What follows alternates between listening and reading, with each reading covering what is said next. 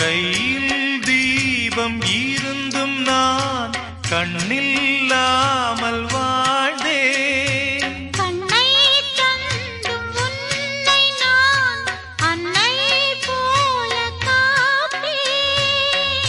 வாழ்க்கை என்னும் பள்ளியில் என்னை சேர்த்தவா, வாழ்க்கை என்னும் பள்ளியில் என்னை சேர்த்தவா. விழிகள் ரெண்டும் பள்ளிக்கூடம் தொடங்கு கண்ணா புதிய பாடம். மடியில் சாய்ந்து படிக்க வேண்டும்.